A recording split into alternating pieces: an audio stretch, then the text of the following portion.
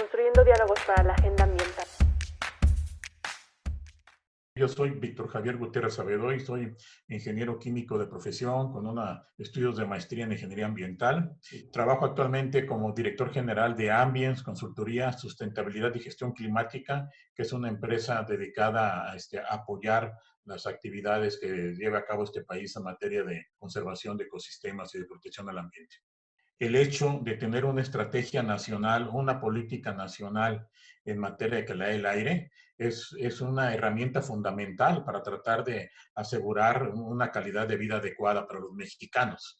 Yo creo que la Ciudad de México es un ejemplo muy, muy claro de cómo el establecimiento de políticas de mejoramiento de la calidad del aire que se han mantenido durante sexenios, durante decenios incluso, han permitido que de ser una de las ciudades en la década de los 90 con condiciones críticas de contaminación verdaderamente preocupantes para la salud humana. En la actualidad, si bien es cierto que todavía no tenemos una calidad del aire adecuada la mayor parte de los días, sí se han disminuido sensiblemente las altas concentraciones a las que antes estábamos expuestos. Sí ha habido una mejoría de calidad del aire e incluso eso también ha demostrado que cuando se unen este tipo de esfuerzos, no importan ahora sí que los colores políticos, y eso han permitido que realmente tengamos ahora una mejor calidad que hace 20 años, ¿no? A pesar de que ha habido un crecimiento de la población, de que la tasa de motorización se ha incrementado notablemente, a pesar, también el incremento de población ha sido fuerte. A pesar de ello, se han mantenido los niveles de contaminación más bajos que hace años, ¿no? Una de las primeras medidas que se dieron a partir de los 90 con la publicación del Programa Integral de Lucha contra la Contaminación fue la parte tecnológica, es decir, introducir convertidores catalíticos en los vehículos automotores, que fue una medida muy importante. Eso llevó a eliminar el plomo de las gasolinas en los 90. Antes de los 90, realmente la gente que vivía en la Ciudad de México, bueno, en todo el país, estaban sujetas a exposiciones a plomo altísimas, más aunado a medidas de mejoramiento de la calidad de los combustibles, porque obviamente no podían introducirse convertidores catalíticos si no teníamos una mejor calidad de gasolina, con menor contenido de azufre, etcétera, ¿no? El sacar industrias de la Ciudad de México, recordarán, se cerró la refinería Miguel Hidalgo, que estaba en Azcapotzalco, una refinería que estaba dentro de la Ciudad de México.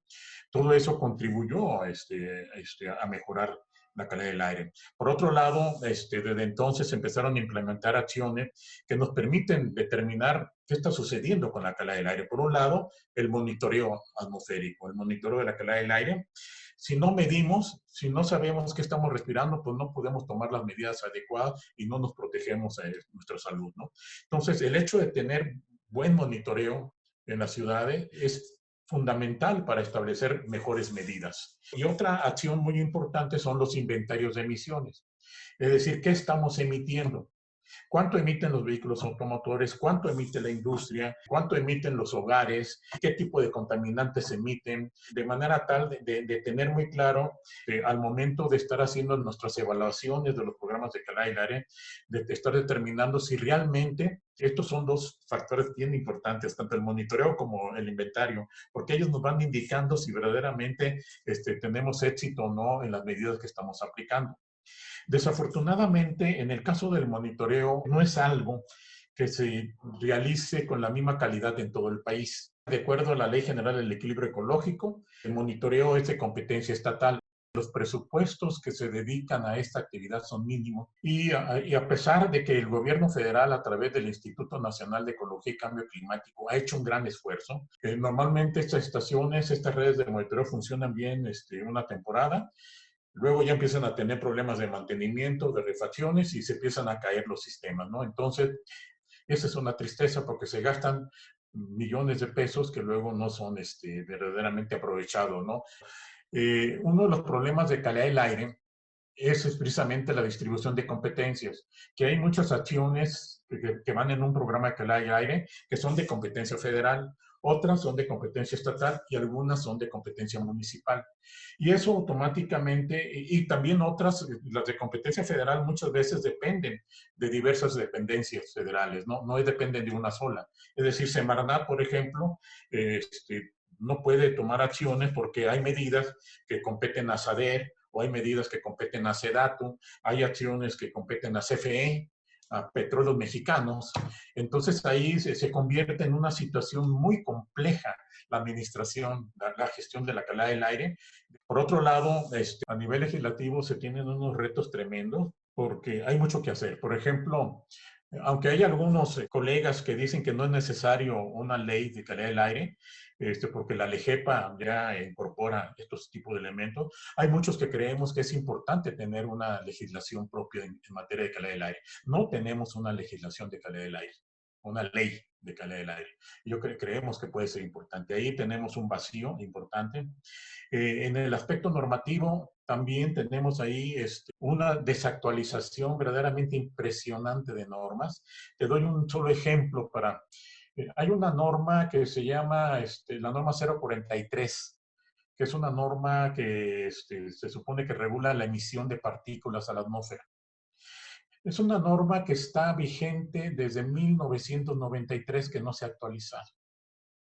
Eso permite que todas las industrias prácticamente puedan emitir la cantidad de partículas que quieran porque pues está muy laxa esta norma. Es urgentísimo y además, como tú lo sabes muy bien, las partículas, especialmente las más pequeñas como las partículas menores a 2.5 micras, tienen un impacto muy importante en la salud de las personas. Estas partículas se nos van derechito a los alvéolos pulmonares y dentro de estas partículas van metales como plomo, como mercurio, como cadmio, porque los transportan, se aglomeran y los transportan y de repente estamos respirando este tipo de compuestos y de repente también se les incorpora el COVID y estamos respirando el COVID. Sí es muy importante desarrollar una estrategia de actualización del marco normativo en México en materia de calidad del aire. Hay muchas normas que son 5 años el periodo que tiene una norma de vigencia, ¿no? Que ya no están vigentes, por un lado, y por otro lado, hace falta ampliar el cuerpo normativo porque hay muchas áreas donde no tenemos normatividad específica, ¿no? Falta de normar algunos contaminantes que han sido, pues, o sea, tradicionalmente hemos estado midiendo el monóxido de carbono, los óxidos de nitrógeno, el azufre, el dióxido de azufre, hemos estado midiendo el ozono, pero hay muchos contaminantes, pero muchos más, ¿no? Algunos de ellos cancerígenos. Por ejemplo, el diésel que utilizan nuestros vehículos de transporte público, la mayoría de los de transporte público, el diésel está comprobado que es cancerígeno y no se prohíbe, ¿no? En realidad, si tú me dices que al año en la Ciudad de México, en el país, están muriendo, creo que las cifras son como de 30,000 al año personas, ¿no? Que mueren por exposición a contaminantes atmosféricos, debería ser una emergencia nacional. Ahorita tenemos una emergencia nacional con el COVID que llevan 50,000 muertes. Bueno, cotidianamente la contaminación nos está matando a mucha gente. Claro, son muertes aceleradas, ¿no? Si alguien se iba a morir dentro de 5 años por estar expuesto a contaminantes, se aceleran los procesos de degradación y de enfermedad, ¿no? Entonces, es un hecho real que la contaminación mata, está matando mexicanos. Y es muy interesante cómo la población pues, no lo asimila, no lo internaliza. Todos salimos, jugamos, andamos en la calle sin ninguna precaución, ¿no? Pensamos como que es algo que no nos afecta a nosotros, es a otros. Yo estoy segurísimo que si no hubiera habido esto del COVID, en esta temporada de marzo, abril, hubiéramos tenido como 5 o 6 contingencias atmosféricas que hubieran paralizado la ciudad 2, 3 días en cada contingencia. Esto estoy segurísimo porque las concentraciones hubieran sido altísimas. Por otro lado, si bien cierto, los vehículos automotores son la principal fuente de emisión de contaminantes a la atmósfera, hay unas fuentes, y tú por ahí lo mencionaste hace un momento, el gas LP. Las fugas que hay de gas LP en los millones de hogares mexicanos, en los centros de distribución de gas LP, en las plantas de gas LP, son brutales. Prácticamente, yo creo que si hiciéramos una visita de casa por casa y viéramos cómo están operando sus estufas, los pilotos, los boilers, encontraríamos que luego hay conexiones malas instalaciones y hay una fuga enorme de gas LP. Ese ha sido uno de los motivos por los cuales las concentraciones de ozono en esta temporada de crisis de COVID, pues no se notaron tanto, el ozono no bajó tanto. ¿Por qué? Porque el ozono depende de óxidos de nitrógeno y de hidrocarburos. Ahora, toda la gente que pinta carros en la calle o talleres de pintura, el uso de productos orgánicos que usamos en la casa para limpiar nuestro hogar, se van como aerosoles a la atmósfera y estos, pues es como una mezcla, no es un gas ni es una partícula, queda ahí como un coloide ahí, que pueden permanecer en la atmósfera de determinado tiempo, ¿no? Y esto no impactan a la salud, que es lo que se ha mencionado mucho con el COVID, ¿no? Que queda como aerosol en el aire, entonces puede ser transportado por el aire y puede entonces sí afectar a las personas, de ahí la importancia de usar el cubrebocas, ¿no? Por otro lado, un área de oportunidad muy importante puede ser el tratar de seguir impulsando, que ya se está haciendo y eso es muy bueno, la creación de ciclovías. El uso de la bicicleta para transportarse cortas distancias de un lugar a otro. Yo creo que esa es una respuesta que podemos tener a una crisis como de este tipo, dejar un poco el carro, dejar un poco el transporte público y empezar a usar medios de transporte no contaminantes, como es la bicicleta. ¿Sí? Yo creo que esa es una herramienta fundamental dentro de toda esta enseñanza que nos está dejando el COVID, ¿no? El buscar nuevos esquemas de cómo movernos en la ciudad, ¿no? Cómo movilizarnos bajo esquemas menos agresivos al medio ambiente. Por ahí esa sería una situación. La otra, pues tenemos que ir poco a poco cambiando a una transición energética que es necesaria en este país, ¿no? A veces no se comprende el por qué insistir mucho en el uso de combustibles fósiles cuando ya tenemos muchas tecnologías alternativas de bajo costo. Realmente el uso de la energía solar, el uso de energía eólica, en los últimos años han disminuido sensiblemente sus costos, donde ya se vuelve inclusive hasta más barato a veces que usar combustibles fósiles.